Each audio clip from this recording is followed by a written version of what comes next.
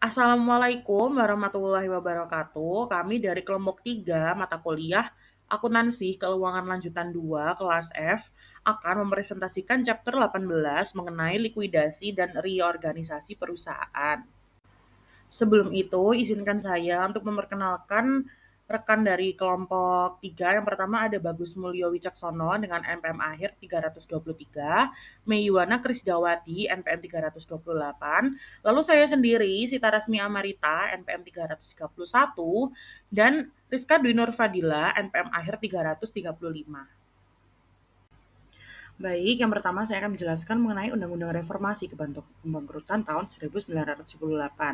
Jadi, sebuah perusahaan debitur dianggap tidak mampu membayar hutangnya ketika tidak dapat melunasi hutang-hutangnya pada saat jatuh tempo, atau ketika total hutangnya melebihi nilai wajar asetnya. Ketidakmampuan untuk membayar utang tepat waktu disebut sebagai kebangkrutan ekuitas. Memiliki total utang yang melebihi nilai wajar total aset disebut sebagai kebangkrutan likuidasi.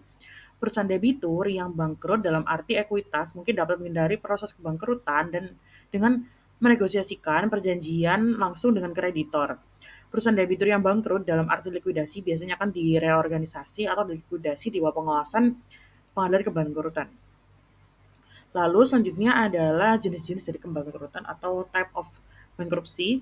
Jadi di sini ada beberapa jenis. Untuk di bab 7 yaitu mengenai likuidasi itu, untuk deskripsinya, seorang kurator ditunjuk untuk menjual aset individu atau perusahaan dan membayar klaim kepada kreditor. Lalu untuk bab 9, penyesuaian utang pemerintahan daerah, deskripsinya ada pemerintahan daerah. Lalu yang bab 11 adalah restrukturisasi. Jadi perusahaan itu debitur diharapkan dapat direhabilitasi dan reorganisasi perusahaan tersebut diantisipasi.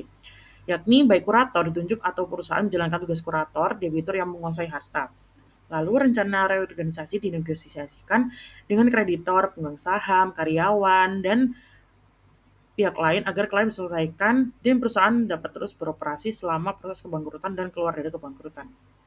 Lalu di bab 12 ini juga ada petani. Jadi petani keluarga dengan penghasilan tetap. Ini tidak dibahas di sini. Lalu di bab 13 adalah penyesuaian utang individu, yakni hanya berlaku untuk individu termasuk usaha perorangan.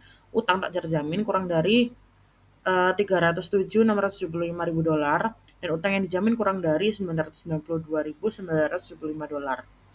Lalu Lalu yang kedua di sini membahas mengenai pembayaran klaim. Jadi, klaim yang dijamin oleh jaminan yang sah dibayarkan sejauh hasil dari harta yang dijaminkan sebagai jaminan. Jika hal tersebut tidak cukup untuk memenuhi klaim kreditur yang dijamin, jumlah yang tidak terpenuhi diklasifikasikan sebagai klaim tidak dijamin non prioritas atau klaim tidak dijamin umum. Lalu di sini juga dibahas mengenai peringkat klaim dalam kasus likuiditas. Jadi ada 4 peringkat, yakni untuk peringkat pertama adalah klaim terjamin, ini yang dijamin oleh jaminan yang sah. Lalu peringkat kedua adalah klaim prioritasan jaminan, jadi biaya administrasi yang timbul dalam rangka menjaga dan melikuidasi harta warisan, termasuk biaya pengurus harta warisan dan biaya hukum serta akuntansi. Lalu tuntutan biaya yang timbul antara tanggal pengajuan permohonan pledoi secara paksa dan tanggal penunjukan kurator sementara. Lalu klaim untuk upah, gaji, dan komisi yang diperoleh dari 180 hari sejak pengajuan permohonan tidak melebihi 12.475.000 dolar per individu. Lalu permohonan ganti rugi atas kontribusi ke program manfaat karyawan yang timbul dari jasa yang diberikan dalam jangka waktu 180 hari sejak pengajuan permohonan dengan batas waktu 12.475.000 dolar per karyawan. Lalu klaim individu tidak melebihi 2.775.000 dolar yang timbul dari pembelian, sewa, atau penyewaan properti yang tidak diserahkan atau pembelian jasa yang tidak disediakan oleh debitur. Lalu klaim dari unit pemerintah untuk pajak penghasilan atau penerimaan bruto, pajak properti, pajak tenaga kerja, pajak konsumsi, dan bea cukai yang berasal dari 1 hingga 4 tahun sebelum pengajuan. Jadi periode bervariasi untuk klaim yang berbeda. Pajak yang dikumpulkan atau dipotong yang menjadi tanggung jawab debitur dan denda terkait dengan hal tersebut juga termasuk. Lalu untuk peringkat ketiga adalah klaim tidak dijamin dan prioritas. Jadi di sini ada 4 poin. Yang pertama adalah klaim yang diajukan tepat waktu dan disetujui, klaim yang diizinkan yang bukti klaimnya diajukan terlambat, klaim yang diizinkan terjamin dan tidak terjamin untuk denda, sanksi, atau penyitaan, atau untuk tuntutan ganda. Yakni contohnya atau hukuman yang timbul dari perintah bantuan atau penunjukan kurator. Lalu yang poin keempat adalah klaim atas bunga dari klaim prioritas tanpa jaminan atau klaim non prioritas tanpa jaminan. Lalu untuk yang peringkat keempat atau peringkat terakhir ada klaim pemegang saham. Aset yang tersisa dikembalikan kepada perusahaan debitur atau pemegang sahamnya. Lalu untuk selanjutnya ada laporan keadaan. Jadi laporan keadaan keuangan itu disusun pada tanggal tertentu dan menampilkan informasi neraca. Aset diukur berdasarkan nilai realisasi bersih yang diharapkan dan diklasifikasikan berdasarkan ketersediaannya untuk kreditor yang sepenuhnya dijamin. Sebagian dijamin prioritas dan tidak dijamin. Kewajiban diklasifikasikan sebagai prioritas, sepenuhnya dijamin, sebagian dijamin, dan tidak dijamin. Lalu, penilaian berdasarkan biaya historis disetarakan dalam laporan untuk tujuan referensi. Lalu selanjutnya ada Badan Pengawas Amerika Serikat, jadi tugas kurator Amerika Serikat meliputi memelihara dan mengawasi panel kurator swasta yang memenuhi syarat untuk bertugas, bertindak sebagai kurator atau kurator sementara dalam beberapa kasus kebangkrutan, mengawasi administrasi kasus kebangkrutan, memantau komite kreditur yang ditunjuk, dan memimpin rapat kreditur. Lalu tugas perusahaan debitur yang pertama ada mengajukan daftar kreditor, jadwal aset dan liabilitas, serta pernyataan mengenai keadaan keuangan debitur. Dan yang kedua ada bekerja sama dengan kurator sesuai kebutuhan. Yang ketiga menyerahkan semua harta kekayaan kepada kurator dan hadir dalam sidang pengadilan. Lalu tugas hakim kebangkrutan adalah hakim pilot menyelesaikan sengketa yang timbul selama proses pilot dan menyetujui semua pembayaran utang yang timbul sebelum pengajuan pilot, serta pembayaran lain yang dianggap luar biasa. Lalu tugas kurator dalam kasus likuidasi ada 5. Yang pertama ada menyelidiki urusan keuangan debitur, memberikan informasi tentang harta kekayaan debitur, memeriksa klaim kreditur, menyediakan laporan berkala, dan mengajukan laporan akhir. Jadi di sini saya akan menjelaskan dengan terus accounting atau bisa dikatakan itu akuntansi wali amanat. Jadi seorang wali amanat dalam kasus kebangkrutan 47 ini itu mengelola aset perusahaan debitur hingga dibebaskan oleh pengadilan kepalitan. Undang-undang kepalitan tidak mencakup detail akuntansi prosedural seperti apakah wali amanat harus membuat catatan akuntansi baru menetapkan akuntabilitas atas harta warisan dan menunjukkan pemenuhan tanggung jawab pada akhirnya. Nah, atau apakah catatan akuntansi perusahaan yang ada harus dilanjutkan di bawah arahan wali amanat. Nah, jadi di bawah ini itu ada entry pembukuan wali amanat untuk KEM, yaitu untuk yang pertama itu ada kas tunai itu 3.000, ada surat berharga yang dapat dibayarkan 7.000, ada piutang yang dapat diterima yaitu 25.000, persediaan biaya dibayar di muka, tanah, gedung, peralatan, aset tidak berwujud itu pada bagian debit. Nah, di bagian kredit sendiri itu ada utang usaha, upah yang dibayarkan, pajak properti yang harus dibayarkan, dan sampai ekuitas. Nah, setelah mengambil alih hak asuh atas harta warisan, wali amanat mencatat keuntungan, kerugian, dan bebas likuidasi langsung dalam akun ekuitas. Nah, jadi ini tuh yang di sebelah kanan itu ada transaksi dan peristiwa selama bulan pertama masa perwalian KEM yang dijelaskan dalam jurnal entry untuk mencatatnya dalam buku wali amanat. Dan yang pertama itu ekspatriat perkebunan yaitu sebesar 500 kepada utilitas dibayarkan sekarang. Nah, yang kedua itu aset tidak berwujud dianggap tidak bernilai dan dihapuskan yaitu ekuitas properti terhadap aset tidak berwujud senilai 6.000. Nah, ketiga ini semua barang inventaris dijual seharga 48.000 yang mana 18.000 itu ada di rekening dan 30.000 dalam bentuk tunai. Jadi kas piutang dan ekuitas itu berada di debit dan persediaan itu berada di kredit. Dengan total itu 30, 18, 2.000 dan 50.000. Nah, yang keempat itu peralatan tersebut dijual seharga 14.200 secara tunai. Nah, kasnya itu 14.200, ekuitas propertinya itu 5.800. Nah, peralatan itu 30.000.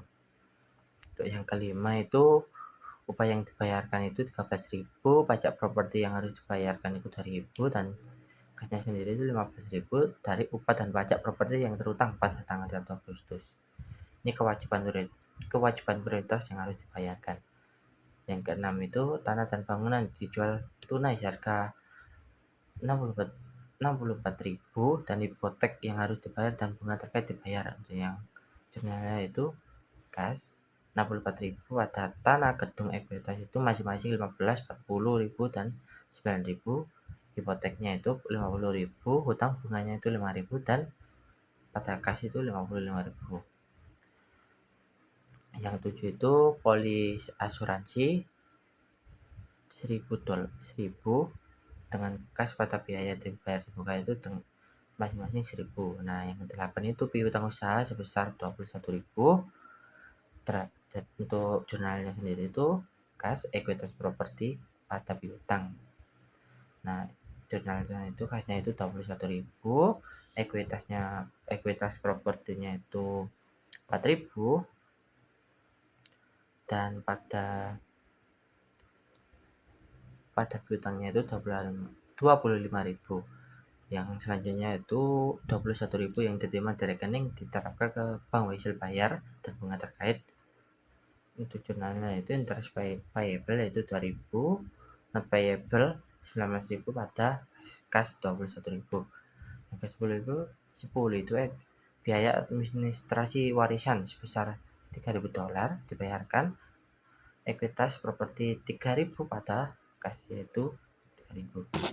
Nah, pada bab ini saya akan menjelaskan tentang laporan terus dalam kepalitan. Ini ada dua, yaitu statement of cash receipt and disbursement atau laporan penerimaan dan pengeluaran kas. Yang di bawah itu statement of change in state equity atau laporan perubahan estate equity atau defisit. Nah, untuk yang pertama sendiri itu ada statement of cash receipt and distribution. Laporan ini itu menunjukkan arus kas terus selama periode Agustus 2017, di mana di sebelah kiri itu ada saldo awal kas yaitu sebesar 3.000, penjualan persediaan itu 30.000, lalu ada penjualan peralatan 14.200, penjualan tanah dan bangunan itu 64.000, refund asuransi itu $1.000 dan penagihan piutang itu $21.000 dengan totalnya sendiri itu $133.200.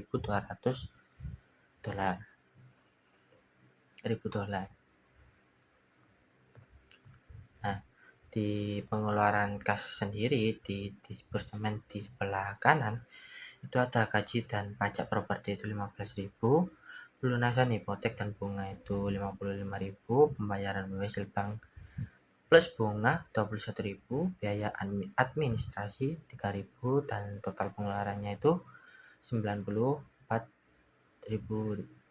Nah, saldo akhir kasnya sendiri itu 39.200.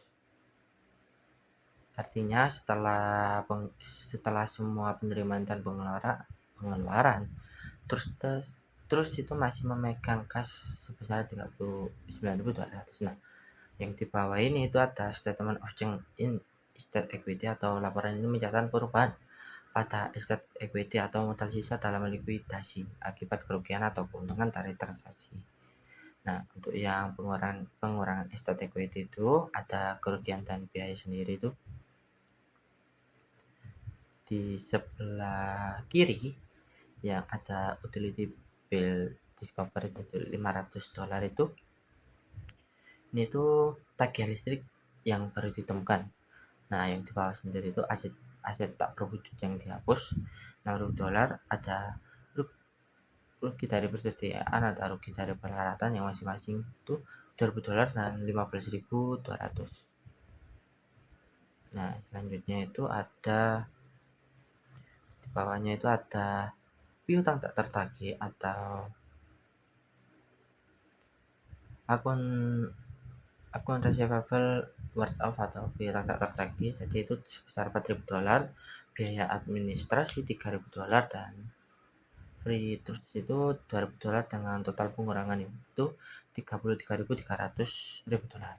Nah, ini ada penambahan estate equity di sebelah kanan itu ada saldo awal estate itu 13.000, keuntungan penjualan dari tanah dan bangunan itu 9.000 dengan total itu 22.000 dolar. Nah, saldo akhir estate itu defisit karena dari total pengurang itu lebih besar daripada total pendapat di mana 33.300 eh 22.000 dolar dari total menambah dikurangi 33.300. Nah, defisit 11.300 atau minus 11.300 dolar. Artinya setelah semua kerugian dan biaya itu harta pelit dan camp corporation itu defisit 11.000. Nah, jadi untuk dua laporan ini itu yang pertama cash receipt and disbursement itu memperlihatkan arus kas masuk dan keluar selama likuidasi. Yang kedua itu change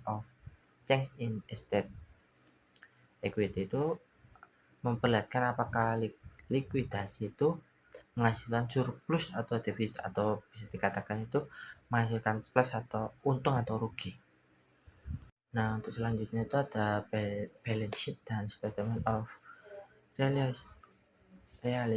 realization and liquidation. Nah, jadi balance sheet sendiri itu neraca. Nah, neraca itu laporan keuangan yang menunjukkan posisi keuangan suatu perusahaan pada suatu titik waktu tertentu, biasanya di akhir periode akuntansi. Nah, isi neraca itu bisa dibagi tiga, ada aset aktiva, liabilitas, ada ekuitas. Nah, di aktiva ini segala sumber daya ekonomi yang dimiliki perusahaan, misalnya kas, piutang, persediaan tanah, bangunan, dan peralatan. Nah, si liabilitas ini ada kewajiban di mana ada utang usaha, wesel bayar, pinjaman bank, dan pajak terutang. Nah, di ekuitas sendiri atau modal itu menunjukkan hak pemilik atas kekayaan perusahaan setelah semua kewajiban dibayar. Nah, yang di bawah itu laporan realisasi dan likuidasi. Nah, laporan realisasi dan likuidasi ini merupakan suatu kegiatan pernyataan yang menunjukkan kemajuan menuju likuidasi harta debitur. Nah, pernyataan ini juga memberitahu pengadilan, kepalitan, dan kreditor yang berkepentingan tentang pencapaian wali amanat. Nah, undang-undang kepalitan tidak mewajibkan pernyataan semacam itu. Sebaliknya, undang-undang tersebut memungkinkan hakim dalam kasus kepalitan untuk menentukan format penyampaian informasi ke pengadilan itu. Untuk pada slide ini itu ada winding up the case atau bisa dikatakan itu mengakhiri kasus tersebut. Nah, jadi selama bulan September 2017 itu wali amanat untuk Camp Corporation itu mengumpulkan piutang usaha sebesar 18.000 dolar, menjual surat berharga yang dapat dipasarkan sebesar 7.300 dolar, menjual perlengkapan termasuk dalam biaya dibayar muka harga 995 dolar. Nah, untuk menghapus sisa biaya dibayar di muka itu dan mendistribusikan uang tunai dalam likuidasi akhir harta warisan itu, jurnal yang dibuat itu untuk mencatat transaksi dan peristiwa tersebut adalah sebagai berikut, yaitu ada cash itu 18.000 di sebelah debit. Nah, piutang usaha itu ada sebelah kredit. Nah, masing-masing sebesar itu 18.000. Nah, piutang usaha ini adalah penagihan piutang secara penuh. Nah, untuk yang di bawah itu ada cash pada surat berharga yang dapat diperdagangkan dan ekuitas propertinya. Masing-masing dari cash sendiri itu 7.300. Nah, si surat berharganya itu dapat diperdagangkan sebesar 7.000 dolar. Si ekuitasnya itu 300 dolar. Nah, penjualan surat berharga yang dapat dipasarkan itu untuk mendapatkan uang tunai. Nah, yang di bawah itu ada cash sebesar 995, ekuitas propertinya itu dari 2.005 dolar. Nah, yang bisa biaya dibayar di muka itu ada 3.000 dolar. Nah, penjualan perlengkapan itu dan penghapusan biaya dibayar di muka. Saldo akun setelah entry ini dimasukkan ke dalam catatan wali amanat adalah sebagai berikut. Nah, di cashnya sendiri itu ada 65.495.000 dolar pada debit. Nah, di kreditnya itu ada utang usaha, utilitas yang harus dibayar, biaya wali amanat yang harus dibayar, wesel bayar, dan ekuitas properti. dengan ekuitas properti itu masuk ke debit dengan masing-masing total itu 78.500. Nah, si kreditnya itu 78.500. Untuk yang selanjutnya itu ada biaya wali amanat merupakan klaim prioritas sehingga dibayarkan penuh. Nah, sisa klaim itu sebesar 76.500. Semua kreditor tanpa jaminan peringkat pertama menerima $834.60 sebagai penyelesaian akhir klaim mereka. Entry untuk mencatat distribusi kas adalah sebagai berikut, yaitu ada biaya wali amanat yang harus dibayar sebesar $2.000 pada cash $2.000. Nah, untuk mencatat pembayaran biaya wali amanat ada hutang usaha, utilitas, catatan pembayaran ke bank, catatan hutang pemasok masing-masing yaitu 53.950, 415, 4.980 dan 4.150. Nah, pada case itu 63.495.000. Nah, untuk mencatat pembayaran sebesar $834 itu kepada general kreditor tanpa jaminan. Nah, untuk kasus yang melibatkan korporasi ditutup ketika aset sebetulnya dikelola dan wali amanat diberhentikan, itu wali amanat membuat entry berikut dalam menutup kasus korporasi camp, yaitu ada hutang usaha, utilitas yang harus dibayar, catatan pembayaran bank, catatan hutang pemasok itu masing-masing $11.050, $85.000, catatan pembayaran bank, catatan hutang pemasok pada ekuitas properti dengan total itu $13.005 untuk menutup catatan wali amanat. Selanjutnya adalah reorganisasi, yang mana di sini yang pertama ada wali amanat atau debitur dalam kepemilikan. Jadi tugas dari wali amanat atau debitur itu yang pertama adalah bertanggung jawab atas harta debitur, kemudian menyusun daftar kreditor, jadwal aset, dan juga kewajiban serta laporan keuangan. Kemudian ada memberikan informasi kepada pengadilan tentang harta debitur dan administrasinya. Lalu ada mengajukan rencana reorganisasi atau melaporkan alasan mengapa rencana tersebut tidak akan diajukan. Yang terakhir yaitu menyampaikan laporan akhir mengenai perwalian sebagaimana diharuskan oleh pengadilan. Nah, para wali amanat dan debitur itu memiliki aset bernegosiasi dengan para kreditur, pemegang saham, dan juga pihak lain dalam membuat rencana reorganisasi yang akan disetujui oleh pengadilan yang kepailitan. Lalu ada perwakilan komite. Komite kreditor bertanggung jawab untuk melindungi kepentingan kreditur yang mereka wakili dan menjaga aset debitur. Komite dapat mengajukan keberatan mereka ke pengadilan untuk pertimbangkan semua negosiasi antara kreditor, prapetisi, dan debitur dalam penguasaan harus dilakukan melalui komite kreditor. Komite kreditor biasanya ada 7 anggota, dipilih dari kreditur tanpa jaminan terbesar dalam perusahaan. Selanjutnya komposisi komite tersebut dapat diubah dan komite kreditur atau pemegang ekuitas lainnya dapat ditunjuk. Pemilihan komite kreditur dapat menjadi sangat penting bagi penyelesaian akhir dari kasus reorganisasi. Kemudian yang ketiga dari reorganisasi ada beroperasi. Jadi reorganisasi dapat memakan waktu 6 bulan hingga beberapa tahun. Yang mana biasanya perusahaan akan mengatur jadwal kredit baru dengan bank-bank yang dapat terus beroperasi. Nah, yang pertama dari beroperasi ada kemungkinan manfaat perlindungan bagi debitur yang menguasai kepailitan. Dengan persetujuan pengadilan kepailitan, perusahaan dapat mengurangi biaya tenaga kerja melalui PHK atau pengurangan upah. Jadi adanya koordinasi terkait bank-bank itu punya suatu manfaat terhadap perusahaan.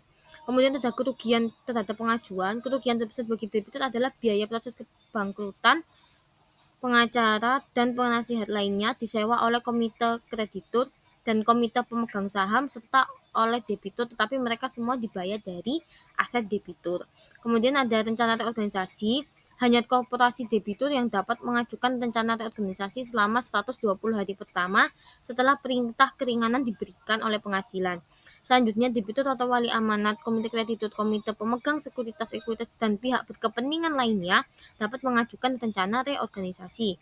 Nah, rencana reorganisasi itu harus yang pertama mengidentifikasi kelas klaimnya, kemudian tentukan kelas klaim agar tidak terganggu dan klaim tersebut mengalami kerugian. Lalu ada perlakuan semua klaim dalam kelas tertentu secara sama, kemudian menyediakan sarana yang memadai untuk pelaksanaan rencana, lalu yang terakhir yaitu melarang penerbitan surat berharga ekuitas tanpa hak suara. Selanjutnya pelaporan keuangan selama reorganisasi. Yang pertama, dampak proses pelaporan ini terhadap neraca. Kewajiban tanpa jaminan dan kewajiban dengan jaminan kurang yang timbul sebelum perusahaan memasuki proses merupakan kewajiban prapetisi yang dapat dikompromikan. Perusahaan debitur dan komite kreditur menegosiasikan pembayaran kewajiban ini yang dapat mengakibatkan pembayaran kurang dari jumlah yang diklaim. Perusahaan melaporkan ini sebagai pos terpisah di dalam neraca. Kewajiban ini merupakan kewajiban prapetisi yang dijamin dan kewajiban pasca petisi. Klaim petisi yang ditemukan setelah pengajuan dimasukkan ke dalam neraca sebesar jumlah klaim yang diizinkan oleh pengadilan, alih-alih sebesar jumlah-jumlah yang dapat diselesaikan. Klaim yang tidak dapat diestimasi secara wajar harus diungkapkan dalam CALK. Lalu ada dampak proceeding terhadap laporan laba rugi dan juga laporan arus kas. Biaya profesional dan beban serupa yang terkait langsung dengan proses dibebankan pada saat terjadinya pendapatan, beban, keuntungan, dan kerugian yang direalisasi dan penyisian kerugian yang timbul dari restrukturisasi bisnis harus dilaporkan secara terpisah dalam laporan laba rugi sebagai pos reorganisasi, kecuali untuk diwajibkan dilaporkan sebagai operasi yang dihentikan. Beban bunga yang tercatat adalah jumlah yang akan dibayarkan selama proses pengadilan atau jumlah yang mungkin akan diizinkan sebagai klaim prioritas dengan jaminan atau tanpa jaminan. Perbedaan antara beban bunga yang dilaporkan dengan bunga kontraktual harus diungkapkan. Lalu ada laporan keuangan gabungan tambahan. Jadi Komite Eksekutif Laporan Keuangan AICPA menyimpulkan bahwa laporan keuangan konsolidasi yang mencakup satu atau lebih perusahaan yang beroperasi tidak memberikan informasi yang memadai tentang proses kebangkrutan. Oleh karena itu, ASC mewajibkan penyajian laporan keuangan gabungan ringkas untuk semua entitas dalam proses reorganisasi sebagai informasi tambahan. Piutang dan utang antar perusahaan diungkapkan dengan penghapusan piutang jika diperlukan. Konsolidasi mungkin tidak tepat untuk beberapa anak perusahaan yang sedang dalam kebangkrutan, terutama jika seorang wali amanat ditunjuk untuk mengoperasikan perusahaan dalam kebangkrutan. Selanjutnya terkait financial reporting for the emerging company. Pada saat merumuskan rencana reorganisasi, biasanya terjadi restrukturisasi liabilitas dan modal plus penilaian ulang aset. Keputusan pengadilan dan negosiasi antar pihak seperti kreditor atau pemegang saham menentukan apakah pemegang saham lama punya hak ekuitas di perusahaan yang bangkit. Dalam praktik, sebuah perusahaan sering mengubah anggaran dasar untuk menerbitkan sekuritas baru sebagai pembayaran atau penggantian klaim kreditor atau malah dijual sebagai bagian rencana. Proses negosiasi juga dipengaruhi oleh kemampuan komite kreditor atau pemegang saham dan diskresi hakim, misalnya equitable subordination. Selanjutnya adalah reorganization value. Reorganization value atau nilai reorganisasi adalah estimasi nilai wajar entitas yang muncul setelah reorganisasi, dihitung tanpa memperhitungkan kewajiban. Metode umumnya, proyeksi arus kas masa depan dari bisnis yang direstrukturalisasi didiskontokan ke nilai kini dengan suku bunga yang merefleksikan risiko bisnis dan keuangan. Menambahkan perkiraan hasil penjualan aset yang tidak dibutuhkan. Penentuan angka ini kritikal karena menentukan beberapa banyak kreditur akan pulih dan bagian saham yang diperoleh tiap kelas klaim saat entitas muncul dari proses. Poin-poin penting dalam rangka praktisnya, yang pertama ada identifikasi arus kas masa depan dari operasi yang diharapkan kurang lebih proyeksi maksimal 3-10 tahun sesuai bisnis. Yang kedua, tentukan tingkat diskonto yang mencerminkan risiko operasi dan risiko restrukturisasi. Yang ketiga, masukkan entitas hasil penjualan aset non-inti. Yang keempat, melakukan analisis sensitivitas yakni berupa perubahan nilai saat discount rate atau proyeksi berubah. Yang terakhir, gunakan hasil untuk menentukan alokasi kepemilikan antar kreditor dan equity. Fresh start reporting. Pada saat jika kondisi tertentu terpenuhi, entitas yang bangkit harus melaporkan dengan cara fresh start, artinya entitas diperlakukan sebagai perusahaan baru. Saldo laba atau rugi lama dihilangkan, aset disesuaikan ke nilai reorganisasi, dan reorganization value yang tak dialokasikan menjadi intangible tak teridentifikasi. Pada Fresh Start Reporting memiliki dua syarat utama menurut GAAP atau ASC 852, yakni yang pertama, reorganization value kurang dari total post-petition liabilities ditambah dengan allowed claims. Dan yang kedua, pemegang saham lama menerima kurang dari 50% saham entitas baru. Bila keduanya terpenuhi, entitas menerapkan fresh start accounting dan melakukan alokasi nilai reorganisasi ke aset teridentifikasi menurut metode akuisisi atau ASC 805. Pelaporan jika tidak memenuhi syarat fresh start. Jika syarat fresh start tidak terpenuhi, entitas yang keluar dari reorganisasi tetap melaporkan liabilitas pada nilai kini atau present value dengan suku bunga yang sesuai, yakni ASC 835. Penghapusan atau pengurangan utang diakui sebagai keuntungan atau gain atau pos luar biasa saat sesuai karakter transaksi. Quasi reorganization accounting tidak digunakan untuk entitas yang keluar dari perlindungan peradilan. Untuk poin-poin pentingnya, liabilitas dicatat pada PV sesuai ASC 835. Debt forgiveness diakui sebagai gain atau unusual item. Yang ketiga, jangan gunakan quasi reorganisasi untuk entitas yang telah melalui proses pengadilan kebangkrutan. Jika tidak quality fresh start, perlakuan utang pada nilai kini dan laporan keuntungan dari penghapusan utang secara terpisah, tetap dokumentasikan sesuai asumsi. Baik, di sini terdapat contoh ilustrasi atau contoh kasus dari TIC Corporation. Untuk jawabannya ada di slide selanjutnya. Berikut adalah jawaban dari kasus TIC Corporation. Kasus TIC Corporation ini memberikan gambaran langkah nyata. Yang pertama, reclassify preparation liabilities ke akun liability subject to compromise. Yang kedua, memisahkan laporan arus kas operasi sebelum dan sesudah biaya reorganisasi. Yang ketiga, negosiasi menghasilkan rencana yang menetapkan kombinasi utang baru, saham, dan pembayaran tunai. Yang keempat, konfirmasi pengadilan penerapan fresh start dengan penyesuaian aset dan penghapusan defisit. Data, jurnal, dan working paper pada buku contoh menggambarkan proses lengkap. Kasus TIC memuat semua aspek praktik, yakni reklasifikasi klaim, perlakuan biaya kebangkrutan, persetujuan rencana, penyesuaian aset dan equity, serta perlunya pengungkapan yang lengkap.